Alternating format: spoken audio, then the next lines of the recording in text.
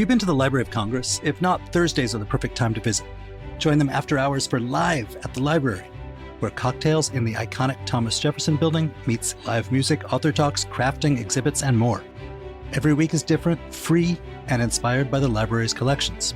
Don't miss their Summer Movies on the Lawn, screenings of pop classics from the National Film Registry, starting July 9th with Clueless. Plan your next night out. Visit loc.gov/live.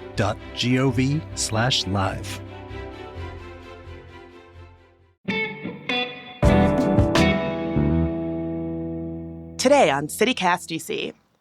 Have you ever sat on the metro and wished it could take you someplace a little more exciting than just to work or an appointment?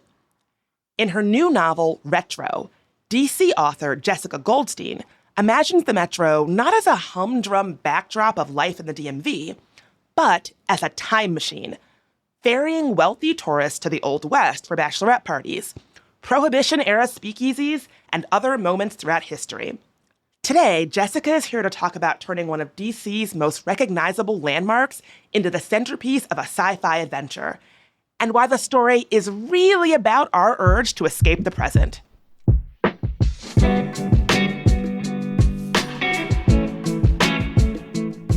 Today is Wednesday, July 8th. I'm Bridget Todd, and here's what DC is talking about.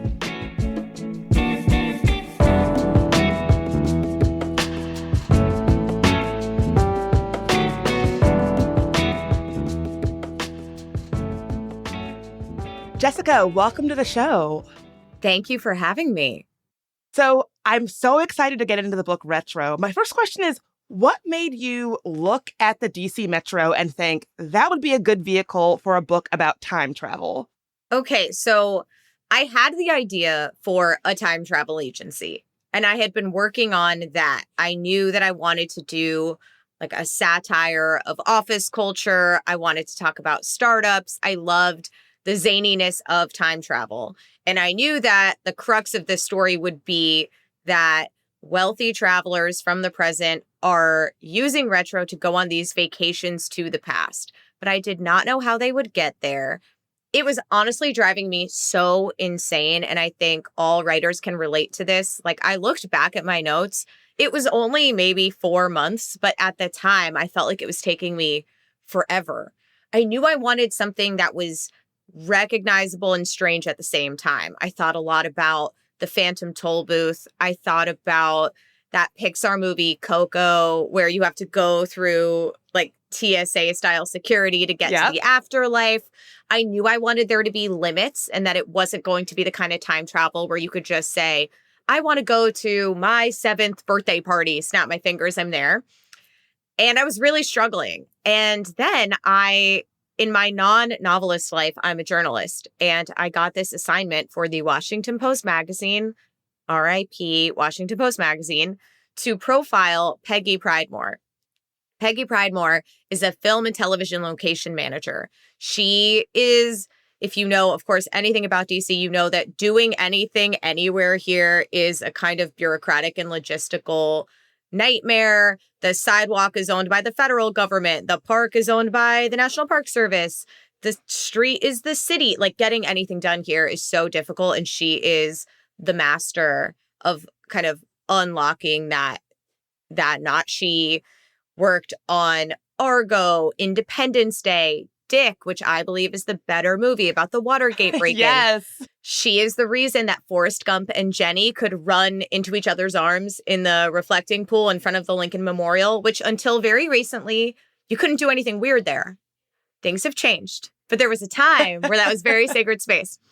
And I was talking to her about how frustrating it is for Washingtonians that our city is rarely depicted on screen in the way in which we actually live here. It's always a monument. And it's like, we don't live at the monuments. We live in like real DC. And I was asking her, is there any part of real DC that you wish you could get in a movie, wish you could get in a show, but the studios never want to pay for it. No one wants to deal with the hassle. So you don't get to do that. And she said, oh yeah, the Metro. We have such a beautiful metro with that brutalist architecture. It looks so different from the New York City subway. It's such a vital part of our lives here. And I honestly felt as if like cartoon light bulb above my head. It's like, oh my God, it's a metro. Of course, it's the retro metro. And the lines are locations, as you can see from my map. The lines are locations, the stops are dates. So you can take the New York Deluxe and get off in 1969 and you're at Woodstock. You can take the All-American to 1776. You're at the original Independence Day. You can take the Wild West Express to the first rodeo. And once I had it, it felt like the whole book, I could see it. For folks who, this is obviously an audio podcast, so folks can't see, but behind Jessica, she has a metro map, but it's the retro metro of all the different lines that are laid out in this book about what it would be like if you could use the metro for time travel instead of just getting to work or getting to errands or what have you. That's exactly right. And in the book, in retro, a copy of this map in black and white is in the very front of the book, which was so important to me. I wanted it to feel like some of those great classics where you open the book and it's like you can already see that there's this world that you can visit. And I worked with this fantastic web designer to build a site for Retro the Agency. And if you go to retrotheagency.com, you can plan your trip so you can explore the map in detail. You can get your passport photo taken, which is how people travel to the past. You can apply for a job and you will get a response. It's so fun. It's so funny. It's like really a way to kind of experience the world of the book. And there are no spoilers. So you can go before you've read it. You can go back after and more of the jokes will like really hit for you. So definitely check that out. Oh my God. I have just pulled it up as you were speaking. Y'all, go to this site. It even has the timetable ticker at the top where the different stations, a countdown of how long until the train comes. This is a phenomenally designed site and such a creative idea. And I really love what you were saying about how DC, I'm fascinated with how DC is depicted in fictional depictions. And you're so right. It'll be the monuments, or if you watched I don't know if you watched that old show, X-Files, they would show things and say, oh, downtown DC, and there'd be like rolling green hills. It's like Toronto. I'm not so sure that is downtown DC. But I do appreciate this kind of more mundane part of life here in the district that people actually spend a lot of their time on being reimagined as this piece in this fictional world that you've built in the book.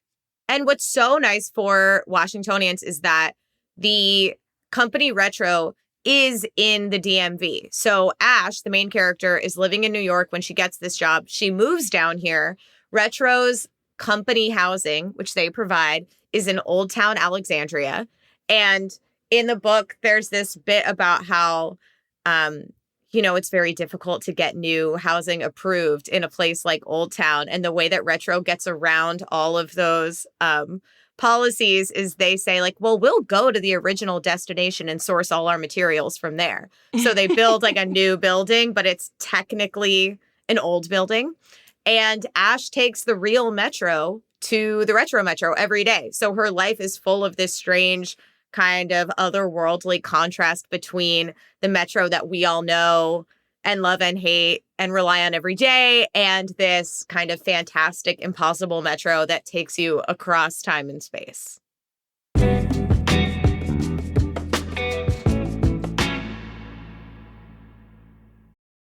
The French have a phrase, joie de vivre, the joy of living. At Alliance Francaise in Washington, D.C., that spirit is right here in your city.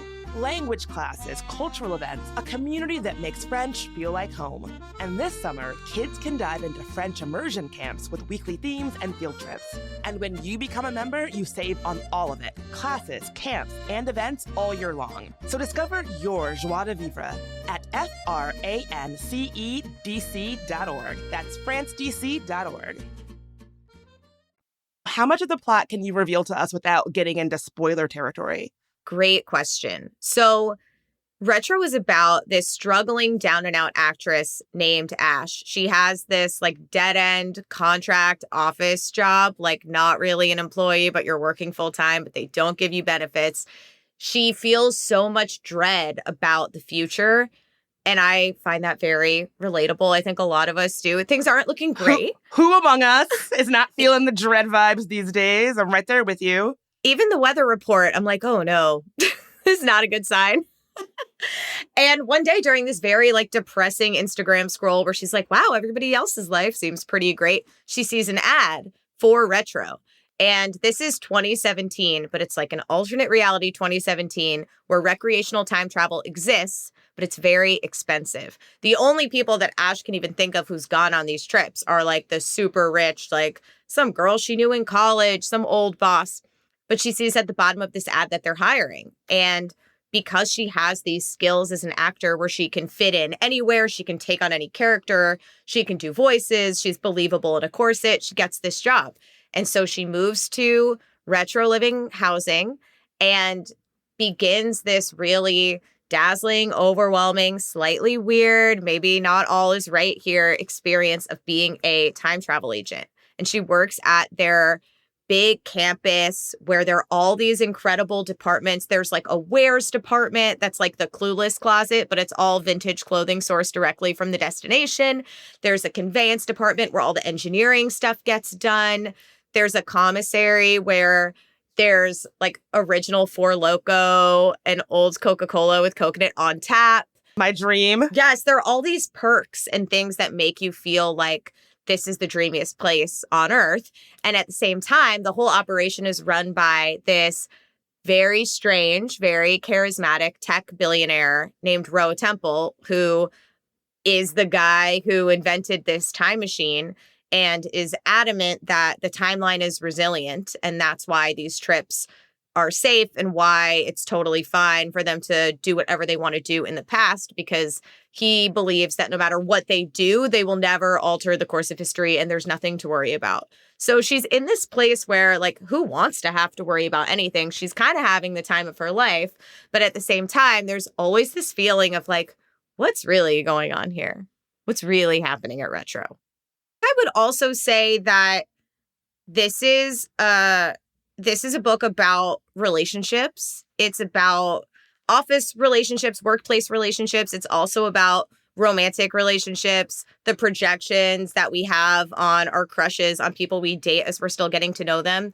And it's about how a friendship can be the great love of your life. And it can be the thing that really keeps you in it. And when I think about the real emotion of this book, which is how hard it is to stay hopeful about the future and how tempting it is to give in to despair. And when I think about what keeps me in it, it is always coming back to like, well, if my friends are going to be there, the future is a place worth going. Like if I'm in it with them, then that's where I want to be. So if you are, as I am, a true romantic for platonic love, I think this book will really speak to you.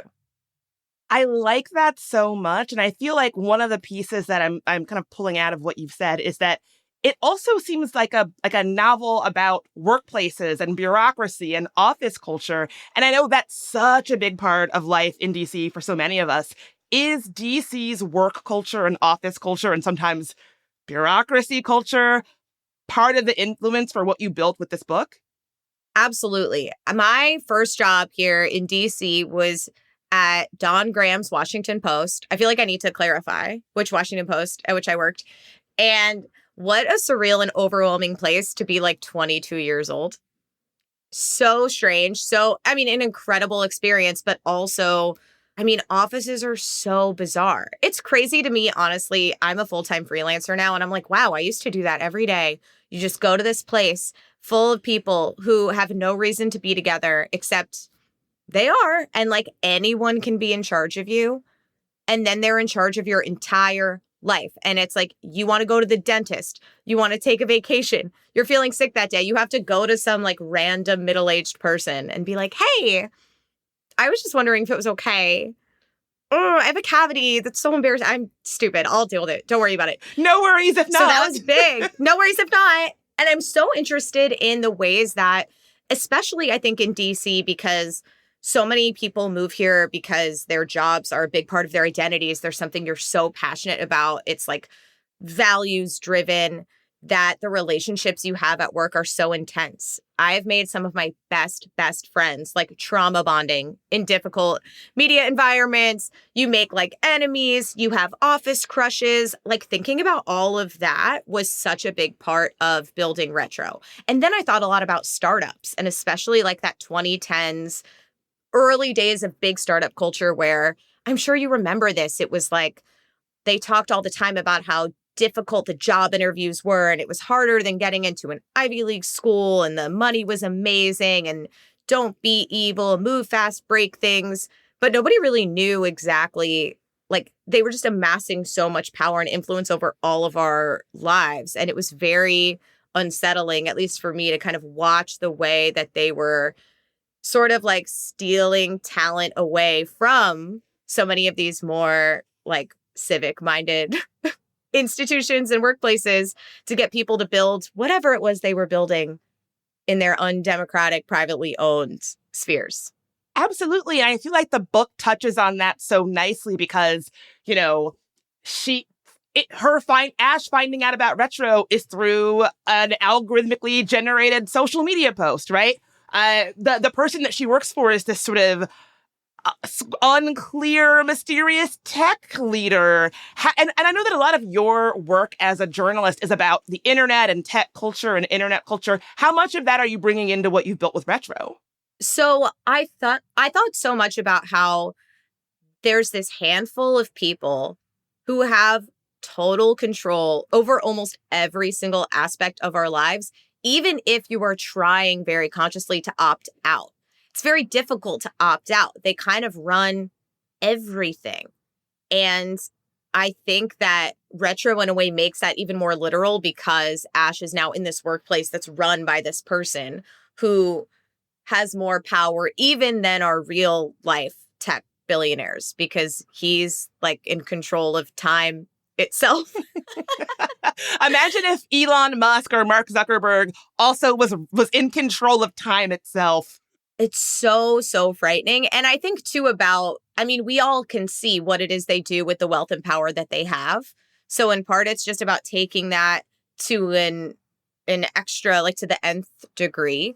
And I also think about the way that they seem to be quite cavalier about the effect of their technologies on the average citizen. I think about the way that these like data centers are just being rammed into communities that do not want them, that are saying this is turning our water to poison and the air to sludge, and it's destroying my home and my life. And there's just this idea of like, well, too bad.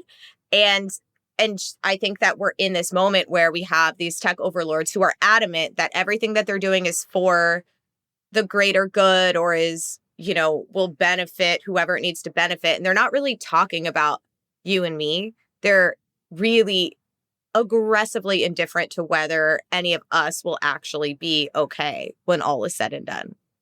And it really speaks to exactly what you were just talking about, which is something that I'm fascinated with, which is the shift from tech companies really enjoying this very unearned place in a lot of our imaginations and in popular culture and in media and in politics, that they were doing good. They were building technology that was going to change the world, save the world. I feel like because we gave tech companies and the people that run them so much leeway back in that era, today when I think anybody paying attention can see that that's really not the case anymore, they're still trying to kind of coast on that unearned reputation that they're doing all of this for us. It's going to be really great, whether or not that actually bears out. Absolutely. And meanwhile, they're all building these bunkers in the event of the apocalypse they know is inevitable due to their ravaging of our earth and resources. 100%. It's, I think it's really quite chilling. And one of the reasons that I was so excited to write retro and why it was so cathartic to write retro is the book is, I think it's this fun escapist adventure story. It's really funny. And it's like a way to get at these ideas and these themes that I find so terrifying and so uncomfortable, that is still like, you still get to have this experience that's like joyful and fun and exuberant. And beneath that is this meditation on those bigger questions about big tech, about power, about what really matters. Like, does anything we do really matter? And who gets to be the arbiter of what matters? Absolutely. How much of local DC do you think folks reading the book will recognize? The Metro is the biggie. I don't want to spoil anything. There is one set piece trip to mid-century Washington, D.C. So keep an eye out for that.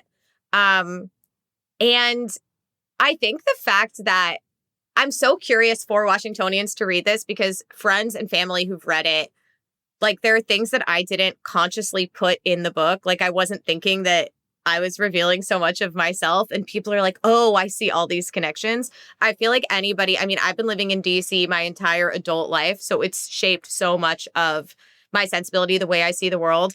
Also, for DC journalists, there's some like really fun and funny parts of the book that are like media coverage about Roe and retro that I think will be very recognizable to anybody who is working in or has ever worked in media in DC.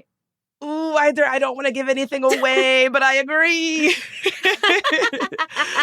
And sort of to that point about, you know, your friends and family recognizing shades of yourself that you had not realized, my DC friends and I lately have been really on this nostalgia kick about what it was like living in DC 10 years ago, 20 years ago. When you get to be a certain age, you can really go back, and DC really has changed a lot. And I think that it is a city that lends itself to nostalgia.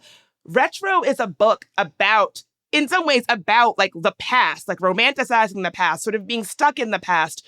Do you think that I don't know, is this a thing that you've noticed about life in DC? Sort of, there's something about it that really prompts you to romanticize the past and look back on, the bygone ways of what DC used to be like? Oh my God, completely. I mean, I think we are in extraordinarily nostalgic times, like broadly as a culture. We're in a time where every pop culture offering is a reboot, a remake, a franchise. Our politics are just infused with these false promises about how things were better before. Every article of clothing is triggering to me personally. I don't like walking by an Urban Outfitters window and everything is like a Y2K throwback. I don't like thinking of my own adolescence as vintage, but I guess it is. And I think in a city, you see those things happen in kind of an accelerated way. I mean, I've been in DC this whole time, and I feel like I don't have to move to have a new city because the city is constantly evolving. It was funny even writing this and thinking about my own nostalgia for, I remember DC before Uber. And I have so many memories of trying to hail a cab at 14th and U. I remember trying to do that once in the snow at 2, 3 in the morning. Somebody had gotten jumbo slice and they dropped it in the street in the snow, picked it up, kept eating it. I was like, what a world. But yeah, I remember cabs not taking credit cards. I remember feeling kind of the white hot center of the social scene in the city move around. I absolutely think, and too, because I don't like to give too much credence to the White House, because again, I think that people overvalue the effect that has on us. Our lives are not about them. They're not the main characters, but you do see that kind of energy shifting during different administrations. And there too, I feel even nostalgic for when early Obama years in DC was everybody wanted to come here. All the TV shows were DC shows. It was the height of Scandal and Veep. And it felt everybody gets what we get, which is that our city absolutely rules and people should be paying attention to it as a place where real people are doing cool things all the time. Not to sound like an old person that is oh, back in my day, things were better. But if you weren't in DC there was a very specific time in DC that I was here for, it sounds like you were here for, that if you Marvin Rooftop was still popping. Oh my God. It was just a time. And yeah, to your point, I was here pre-Uber, and I remember I used to live in Tacoma Park on the Maryland side, but right on the line of Maryland, DC. And this was back when the cabs didn't take credit cards, and also we're still on the zone system. And so once the cab crossed over from the District of Columbia to Maryland, which is where I lived, it was extra money. And so I would tell the driver, drop me in the DC side, I will walk across the line. And they were always trying to be funny with it. They would always try to pull around and be like, oh, now you're in Maryland, extra money. I had many a disagreement with a cab driver over that DC Maryland state line in Tacoma. That's so good. What a scam. Yes. Oh, I remember the Marvin Rooftop. I remember like the old 18th Street Lounge on actual 18th Street and Rock and Roll Hotel. And this is like sort of niche, but Cafe 202 in Georgetown, best sandwich spot on the street, gone forever. Yeah, I feel like you can tell that you really live in a city. I know that this has been a controversial New York, like what makes someone a New Yorker. And I feel like you're a Washingtonian if you've been here long enough to lament that a version of DC is no longer here. Like if you can walk down a street and be like, God, there used to be the best. I used to make out at that bar all the time. Now it's gone. Then you really belong here. Maybe you can rediscover it on the Retro Metro. That's right. Well, where would you go? Have you thought about this? Where you'd want the Retro Metro to take you? Oh, I like the idea of the 60s. I also like the idea of like the roaring 20s. What about you? Mm-hmm. Okay, I think about this constantly. Part of me is just very sentimental and wants to go back to like my own childhood, wants to see my own childhood dog, wants to like see what my family members were like when they were young. I also, as a Jersey girl, I really want to go to the Stone Pony in like the 70s and see Bruce in the early days and see Clarence Clemens, like see original E Street Band lineup. That I honestly feel like maybe I would be healed. Like if I heard 10th Avenue Freeze out the way that Bruce and God intended me to hear it, something about me would be like put back together again. Jessica, that's the most New Jersey thing I have ever heard in my life. You are a delight. Jessica, thank you so much for being here. The book is retro. Folks should really check it out. Thank you so, so much. This was a delightful conversation. Thank you for bringing me back to the places to which I yearn to return. All my favorite partying spots that I'm actually surprised at how much of them I remember considering how much partying I was doing. Oh, same. Hard same.